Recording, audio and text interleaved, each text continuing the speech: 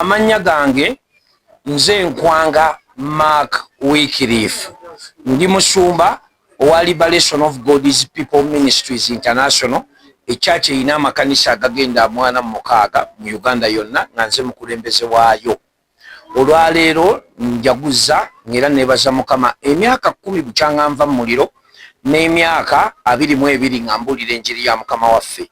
Ekibu najja ntya nali ngenze ebulaga Kibulala kiri Kiboga eyo owetera Mpangala n'ogenda Ekibulala naddayo ennaku zino nembikakasa n'ogenda mu kafo ke bayita ebulaga nali ngenze wa mwami bamuyita George William Sembatya okubuulira enjiri.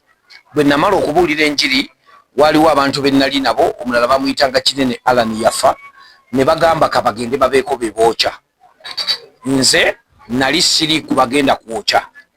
Bwe bagenda okwokya nga nze maze okufuna abalokoka obudde bwali bumpiseeko ng'ate nze abavuze nensalawo ngende mbalabe nsobole obavuga tugende. Kati ngenda okubalaba baali bagambye bagenda kwokya Masabo naye Amasabo nze mwe nali nkulidde nga ngamanyi ngenda okulaba ekintu kyebagaa nti Sabo nga nkiraba ng'ekitali Sabo kwe kwagala nningizeemu kwe kubabuuza nti mulina ekibiriiti ne baŋŋamba tetulina kibiriiti ate ebbeera baali batutte petulooli fe Amasabo tetugwokisa petulooli. Kaakati bwe baŋŋamba nti tebalina kibiriiti ne njagala ntunuleko munda ndabe kiki kye babadde bookya. Bwe nali ntunula munda ngenda okulaba mulimu mifaliso makeesi n'amakeesi nagabikkula nga ndowooza oba galimu balongo oba ki nga mulimu bitabo naye mba mbikkula mu kasenga akamu bwe nti nalabamu olubugo lumu luno lwe basumika ku bantu oli omuliro yaguteeramu manju kate yayiyeemu petulooli omuliro ne gunkwatira munda ng'oluggi luliko sayidi emu ate gye mpise waliyo emifaliso. Kaakati omuliro ogwo nagulaba guva wansi nga gunjokya engalo zino nga gunjokya engalo kwe kwagala nkwate ku feesi bwe nti neziyize muleme kwokya nnyo ki feesi. Kati mba nkyayimiriddemu kubanga eri ewali emifaliso ewali oluggi nga ntyayo nga ndaba ogwayo omungi okusinga bwe nnyimiridde nenzikiriza nti ngenda kufa neŋŋamba Yesu bwe nakkiriza nti ngenda kufa neŋŋamba Yesu sonyiwa obutali butuukirivu bwange otwale mba nnyimiridde awo ngenda okuwulira ng'ate ndaba ekitangaala ekyamaanyi ekyaka omulundi gumu bwe nataamuwe nti ng'akasolya kubanga tekaali kasubi kaali ka mabaati ne buliti nga kaguddeyo ng'omuliro gunjokya ku mutwe kwe kusalawo nfubutuke ngende ntomera oluggi lwali ludda munda nze nalusindika ludda bweru ne lugaana. Kati awo kwe kusalawo nkwate ku seminti kubanga seminti baali bamufuseeko petulooli yali amaze okumyukanga eryanda. Bwe namukwatako bwe nti ne mpulira ng'engalo zange zisaala ekyali kimunkwasaako nga nali sinaba kuzaala. Mama wange yatuzaala abaana 2 nga njagala ne bwembeera njidde alicognizinga effeesi yange kati kwe kwagala njireete wano mu bisambi magulu. Bwe nakka bwe nti okujja ku bisambi olwakwata wansi engalo ne zisiriira mba ndeeta feesi ne nzijukira nti Yesu alina bamalayika neŋŋamba nti Yesu tuma malayika wo anzije wano. Nawulira muntu asamba oluggi olwo ke nali nnyimiridde naye terwankuba ne muwulira ng'ayingira mu muliro ogwo nansitulayo nanteeka ku lusuku mita nga 10. Ekyankakasa nti eyansitulayo yali malayika ngenda okukyuka emabega nga siraba nzijeeyo kyokka ng'engoye zonna teziyidde. Omuliro gwanfuuwa mu mikono kyokka engoye tezajja era engoye ezo emikutu mingi gibadde zigiina n'olupapula lwabukedde n'emikutu emirala engoye twazibawa abalala bazitwala ne mulaabu bakebere oba ddala zaali mu muliro ne bakakasa nga zaali mu muliro naye nze najja emikono najja feesi gwanfuuwako ku magulu naye ng'engoye teziyidde era omuliro gwakomaawo yeyo engeri gye najja.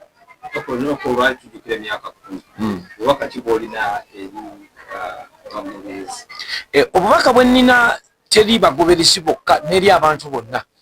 Bw'ofunanga obuzibu omuliro gwe gwanjokya engalo zange zaakakanyalamu feesi neefuna enkovu mpitirivu omutwe gwali guweddeko enviiri zigenze zimala bumazi enkovu zaali mpitirivu. Kati feesi yange yali efuuse nga tekyafaananika ate nga nali ndabika bulungi engalo zange nga tezikwata naye ne neegamba nti sijja kukkiriza kuba defeated olw'ekizibu kye nafuna sijja kukkiriza kubalimamu maanyi era nze yaddamu okugezesa engalo zino nenziyigiriza okuwandiika nenziramu nenzigezesa nenziyigiriza okuvuga amamotoka okuvuga piki n'ebirala ate ne neegamba nti sigenda kwekkiriza ng'aliko obulemu mbeera awo ninde bankolerere bampe negayirire neŋŋamba kansalewo okutandika okukola emirimu nga nkozesa bwongo ekyo ne kinnyamba kati mu myaka 10 nawasa omuliro gwanjokya sinnawasa mpasiza nenzaala abaana 3 nzimbye amaka nevuga ngulidde mukama ettaka ly'ekkanisa nemuzimbira ekizimbe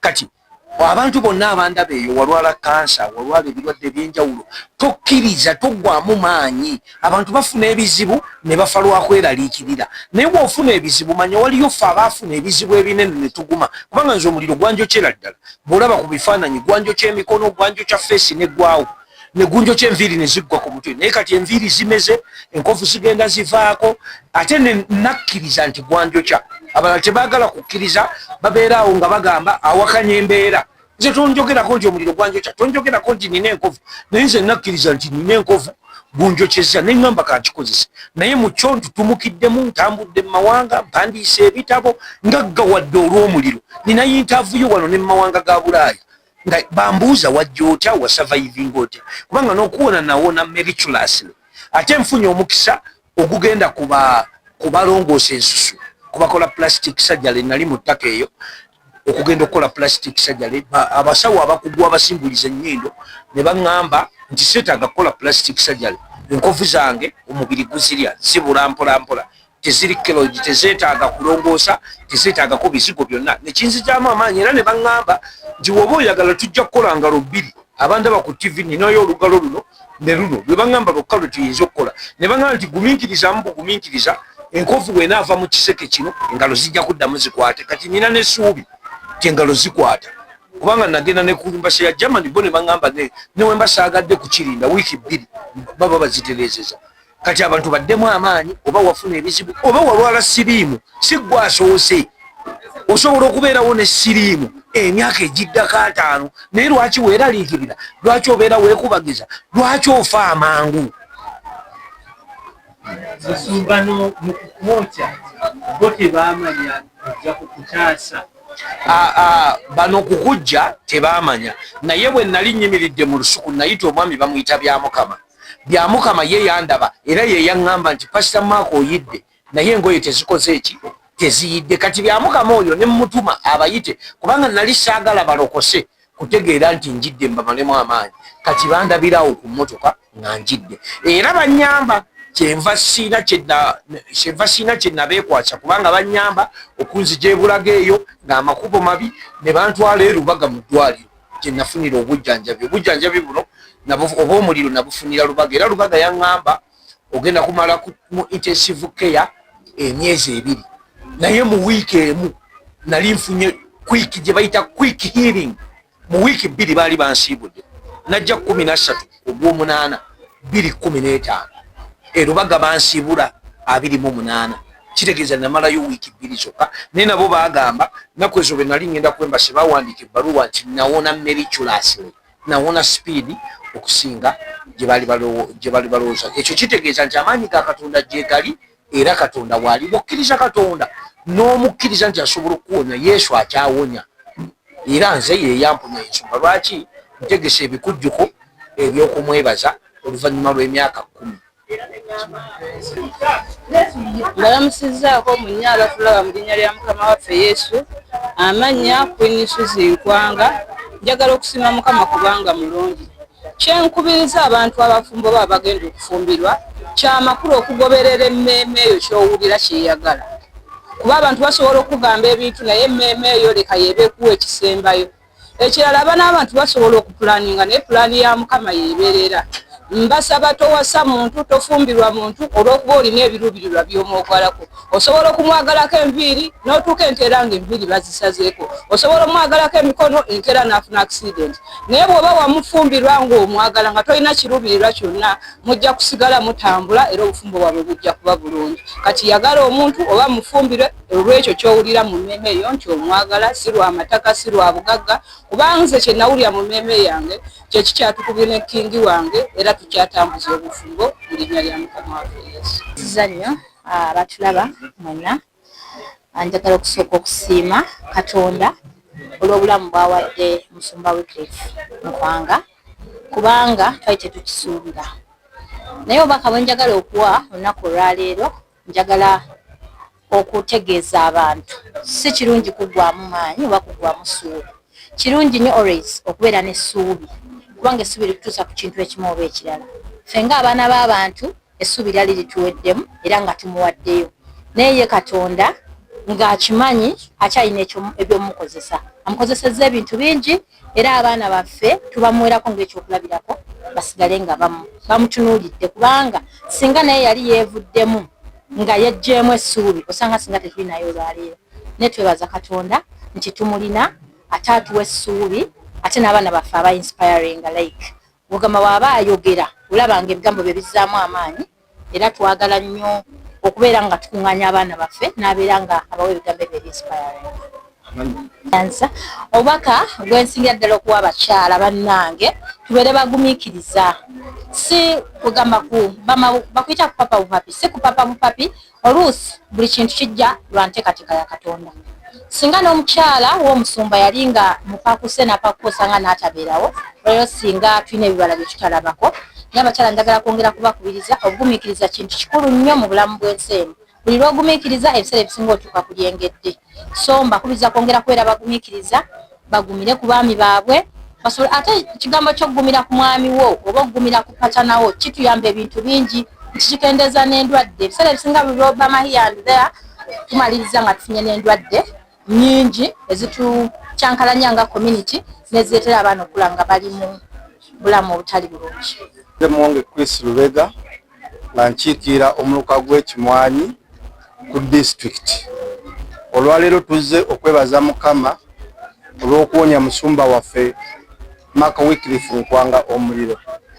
Nonno nze andebe kyenkubiriza bya mirundi ng'ebiri nti nno nti abantu abazimba buni musobole okubeera nga musobole okulekawo amakubo tinikeesi nga wantu wayidde omuliro nga mmotoka gasobola okutambula okutuukawo. N'ekirala nti gavumenti yaffe kandebe yongezeeko andebe ku items ebibeera mu malwaliro andebe bijjanjaba omuliro byebyo ebyange. Nze nno nkubiriza abatuuze b'omu Uganda bonna nti nno nti okulekawo ekkubo kya buntu bulamu kubanga olwaleero obuzibu busobola okugwewo naye ng'emmotoka tesobola kutuukayo. Ffe ng'abakulembeze andebe tufubye nnyo okubuulira abantu nti nkesi bwe babeera bazimba atist batryinga okulekawo amakulu. Linnya nze Kansala Sserungi Kimaka Mukiibi akiikirira omuluka guno gwa Kimwanyi ku munisipaali Ekira. Tuzze wano olwaleero kwebaza Katonda olw'obulamu bwa Pastor Mark Wycliffe Nkwanga ow'Ekijebijo yasimatuka akabenje k'omuliro emyaka 10 egiyise. Ng'omukulembeze nsaba gavumenti eyongeremu amaanyi mu kuteekateeka ne mu kulaba nti abantu bawona obubenje buno obw'omuliro, okusookera ddala nga basomesa abantu bayinza batya okwewala omuliro. Ekyokubiri, malwaliro gaffe bateekewo facilities ez'amaanyi omuntu bw'aba ayokedde omuliro asobola okujjanjabwa mu bwangu ddala n'atereera ne fire extinguishers okulaba nti baziteeka buli wantu wonna bwe basuubira wayinza okubaluka akabenje kano ak'omuliro. Matovu andi Musumba New Life Prayer Church bwebajja Ntebe Road. Antwala omukisa guno okwebaza Katonda olw'obulamu bwa Pastor Mark kubanga namulabako nga mulamu ne mulabako nga mulwadde ne mulabako ate ne kati bwali. Ebintu ebyo byongera okunzisaamu amaanyi n'essuubi nti Katonda bw'aba asazeewo nti tolifa ne bw'ogenda mu magombe ovaayo ng'oli mulamu. Nebaza Katonda olw'okubanga amukuumye amukozesa mu ngeri yonna gy'amukozesaamu. Banze sina kubuusabuusa ti Pastor Mark Katonda amukozesa ate era amukoze obulungi n'okuzzaamu abalala essuubi naffe baweereza banne okutuzaamu amaanyi ne tuyimiriranga ne tusobola okuba nga tugenda mu maaso n'omulimu ogw'obusumba nga tetwekkiriranya nga tetwemulugunya nga tuweereza n'omutima gwaffe gwonna. Ekisooka mu baana abasoma abato okuva ku kindergarten babayigirizeeyo enkola nga okutandikira mu kindergarten engeri y'okwetangira omuliro n'okubayigiriza amasimu ga poliisi senga omuliro guba gukutte ennamba ki basobola okukuba ngamba fire brigade kijja kuyamba nnyo n'okuyigiriza abantu mu community obukodyo obwangu ennyo oba okwetaasaako omuliro senga guba luseewo. Kubanga ebiseera ebisinga abantu babuguutana bubuguutanyi ne bamaliriza nga mu kifo ky'okuzikiza omuliro ate bagwongeddemu maanyi. Abantu benna mubeere n'essuubi. Nga tujaguza emyaka 10 twebazizza nnyo. Njagala okwebaza bannaffe mmwe ab'amawulire, radio zi TV zonna, twagala zeebaza kubanga amawulire gano bwe mutagatambuza muba mutukoze bubi. Naye bwe mutuukiriza Bayibuli nga Mukama waffe bye yayogera, nze yakimanya nti oli baba bamawulire timubunyise enjiri mugitambuze wonna. Kanamu ate mutambuza enjiri n'amawulire gano okulaba nga mugasaasaanyiza eggwanga lyonna, Uganda n'ensi endala, nti abantu babeere n'essuubi. Ekirala obubaka bwenjagala okuleka abakungu ba Ssaabasajja Kabaka, bino abantu abamu tubikomye okwogera ennyo ku bannaffe. Tulekerewo okwogera ku munno ng'afunye ekizibu n'oteekawo ebigambo ebitanyuma ebitagwanidde. Kakati okuba ekifaananyi bye wayogera ku nkwanga nga kati ate mulamu ng'ali wamulabanga ng'ekirala ng'omwenyinyala, kakati omulaba otya ate kati gwe omwegomba. Awo nno tukomye ebigambo ebimu bangako wookoma mu kwogerako. Lwaki Mukama tabankuumira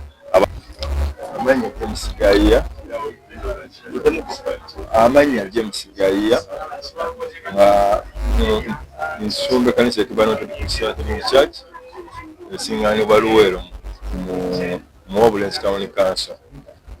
Nkulembera abasumba mu kikwekweto ekya operation okugoba masabo n'emyoyo gikwata byaffe. Njagala nange nzize okwetaba awamu ne bannange mu kwebaza Katonda n'olwokutaasa musumba Maaka omuliro. Ate nera mpeereddwa omukisa olunaku lwaleero okubeera omubuulizi ku discipline gye tulina okuba nayo nga abaweereza b'obwa Kabaka wa Katonda, abaweereza mu buweereza bonna bwe tuweerezaamu mu gavumenti, mu bitongole byonna, mu maka, mu bukulembeze bonna okubanga tusobola okukkiriza okutwalibwa ate n'okulembera, okuba ne discipline mu buweereza bwonna bwe tuweerezaamu n'okussamu abatukulemberera ekitiibwa. Na bwebaka bwensobodde okufulumya olunaku lwaleero. Bw'oba tolina mpisa mu bakukulembera naye tosobola kufuna mukisa. Ate era Bayibuli etugamba nti bwe tunaagondanga tunaalyanga ebirungi n'eby'ensi. Kati waliwo bye tufiirwa mu butagonda. Kati buli bwe tuba nga tugonda tulya ebirungi n'eby'ensi. Nze Segawa Paulo, Ssaabaddu Kimwanyi atwala omuluka guno Ssaabasajja Kabaka gwe yasiima n'agunkwasa okumukulembererako. Gusiŋŋaanibwa mu ggombolola ya Ssaabasajja Kabaka ey'Ekira ey'Abayinda. Olunaku lwaleero njagala kwebaza Katonda nti mutabani wange ate era nga naye mwami wa Ssaabasajja Kabaka ate musumba Mark yasumattuka omuliro mu myaka kati 10 olwaleero gye tujaguza. Bingi bye tulabye, bingi bye twawulira, era twafuna enkikwe, twali tetulowooza nti anaawona. Naye Katonda akola ebyewuunyo. Awo nno twagala okwebaza Katonda mu byonna. Twagala okwebaza bonna abayimira naye mu bujjanjabi, mu kumujjanjaba, mu kumulabirira n'ebirala n'abamuyambi wonna wali. Awo nno twagala nnyo kwebaza Katonda. Ate njagala okutegeeza abantu nga tuyita mu bubaka buno, tufunye obubaka okusinziira ku mbeera ye ne byayiseemu, nti naawe aliwo awulira bino era alaba bino, afuna amawulire beera n'essuubi mu bulamu bwo, nti lwaliwo bw'ofuna ekizibu si enkomerero y'okufaako. Beera n'essuubi ate era nyiikira okusaba Katonda n'okumwegayirira. Ate bw'osanga ekizibu leka kireme kukuggyako Katonda wo oba okuterebuka. Awo nno twagala okwebaza Mark omusumba teyaterebuka wabula yanyiikira n'awayama okusinziira ku mawulire ge twafuna nti yali agenze okwokya ebyonziira okubyokya omuliro kwe gwava ne gumwokya yandibadde aterebuka naye teyaterebuka Katonda we. Bw'owuliriza mu byonna n'ebyewunyo Mukama waffe Yesu bye yakola kwali kuzuukira. Singa teyazuukira oba oli awo tewandibadde nakukkiriza. Naye ne Kirefu bw'osumattuse omuliro abaamulabako ffe nga yakajja omuliro olususu embeera nakati bw'omulabako tolema butagulumiza Katonda naawe n'obeera n'essuubi ti nange wadde ni mu mbeera bwe nti luliba olunaku lumu nange nembeerako obulungi. Awo nno kyempa